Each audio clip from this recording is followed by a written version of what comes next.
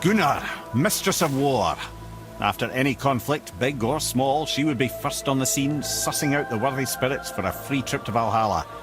A gruesome task, but she took great pride in it. Any conflict? Impossible. It's true. She had help from her sisters, of course, but Gunnar was always first to arrive. Her judgment of the fallen was unparalleled, and an invaluable resource to Odin. She was one of his favourites.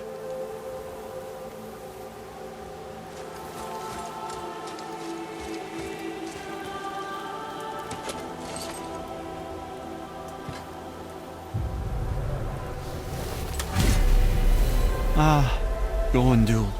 Beautiful Gondul. And? Huh? That's it? Beautiful Gondul? No story or anything? Oh, sorry, lad. The sight of Gondul always took my breath away. Gondul had a silver tongue, a sharp wit, and struck a figure so stunning it literally drove men insane. Odin forbid her from setting foot in Midgard after a time, as insanity is not a welcome trait in Valhalla.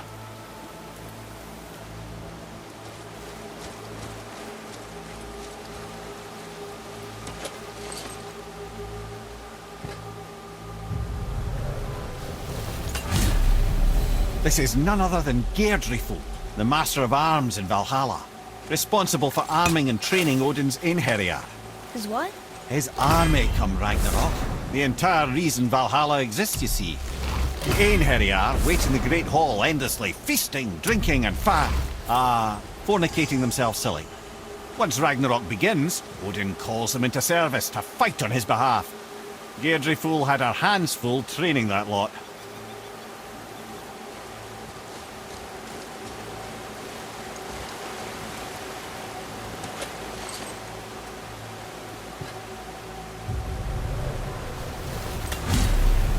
This, my friends, is Kara.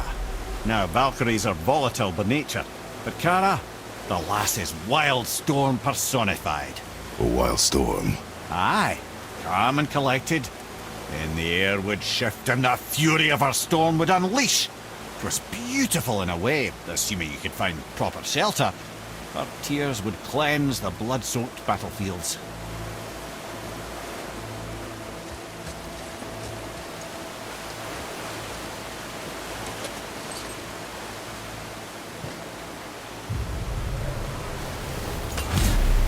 This is Rota, accuser of the slain. I thought all the Valkyrie did that. Not exactly, lad. Although that is what they're most famous for, and by far their greatest responsibility. You've seen what happens to the dead without the judgment of the Valkyries. Hellwalkers. That's right. Rota, Gunnar, Skuld.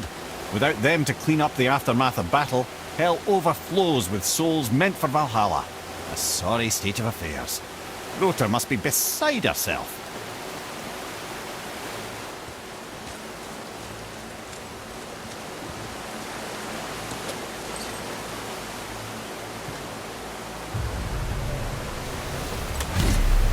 Ah, here we have Air, the healer. A Valkyrie healer? Strange. Air was strange, as a matter of fact. Very quiet, very calm. Where her sisters were violent rapids, Air was a gentle stream. She healed the wounds of both mortals and gods, and even a certain all-knowing sage who once drank too much and fell off a mountain. Not my proudest moment.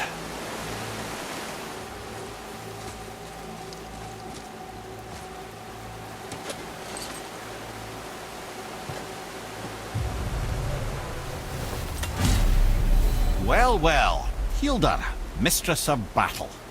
She and Odin got on quite well, actually. Her and the other Valkyries, not so much. She would spend most of her time here in Midgard observing discord between the living, and sewing some up herself from time to time. She lived for conflict. Some say she was conflict personified. I wonder what will become of her now that she's free.